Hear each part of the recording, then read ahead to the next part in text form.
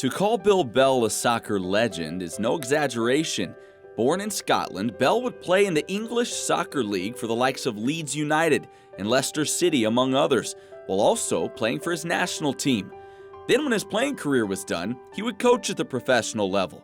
To put it plainly, soccer was the driving force in his life, or at least it was, until he was fired as the coach at Lincoln City in 1978. One of the most consistent things in a game is this: coaches get fired.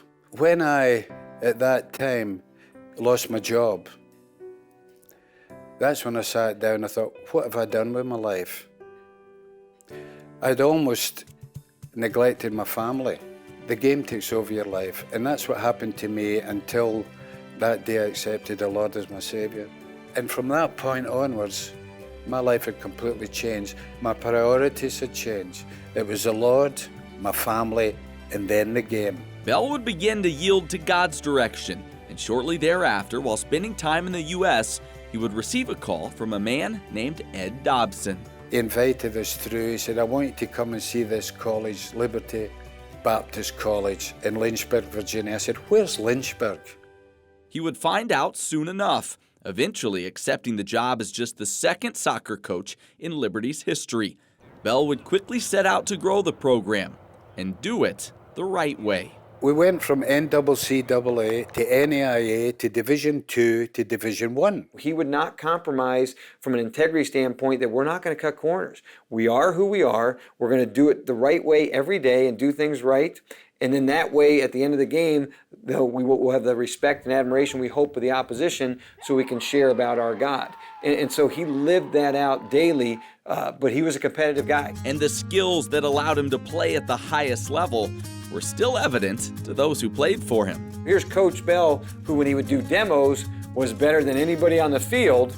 And he would, he wouldn't even warm up, and he'd get a ball and he'd drive a ball 60 yards onto a guy's foot, and everybody would just look at each other like, oh, okay, yeah, that's how I'm supposed to do it.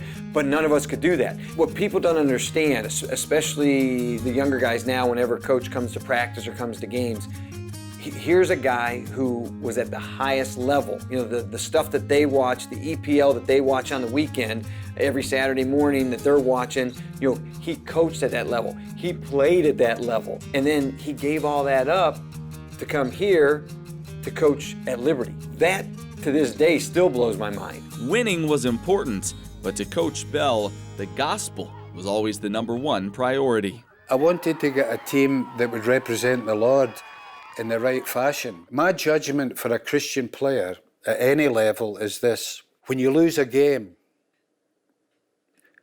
are you as a player prepared to go to the other team and share your faith?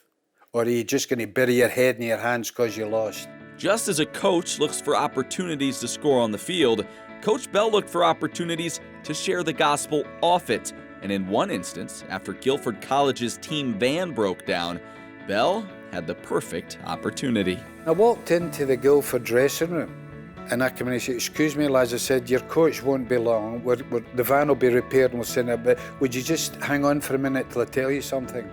If the van breaks down when you're on your way home and you're all in a crash, do you know where you're going if you die? And they all looked at each other. And then I started to talk about what the Lord offers them. After I'd finished, I said, now, did anybody here accept Christ? And the whole Guilford team put their hands up. And this wee guy behind me that was collecting all their gear, the manager, the team manager, shouted, praise the Lord, he shouted. And I turned and I said, are you a Christian, son? A Christian? He said, I've been praying for these guys for 2 years. The wins off the field were accompanied by wins on it. In 21 years at Liberty, the Flames posted 12 winning seasons. Bell was doing what he set out to do. But then one day a trip to the mailbox would change everything. Mary went down to pick up the mail. And she came back with 2 letters from England. And it was from 2 inmates, one from the north of England, one was from the south, Christians. They had read in a magazine in England that I had left the professional game and gone to Liberty. I opened the letters in front of Mary. We sat there and opened them.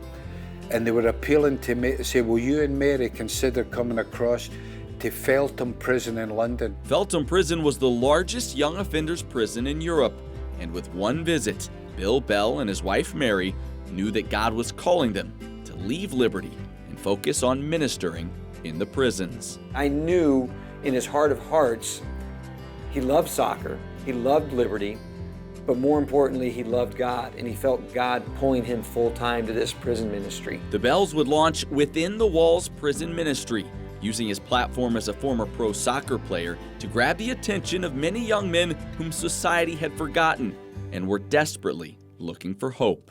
Thank you for sending Jesus to die on the cross for me. By surrendering to God's call, Bill Bell has lived a life of impact, influencing those around him by way of the gospel and the game of soccer, and also creating a legacy that will carry on for generations. I think all of us are living out what Coach Bell taught us through the process. And so, you can't really quantify the impact and influence that he's had, but you can see it throughout the country, throughout the world.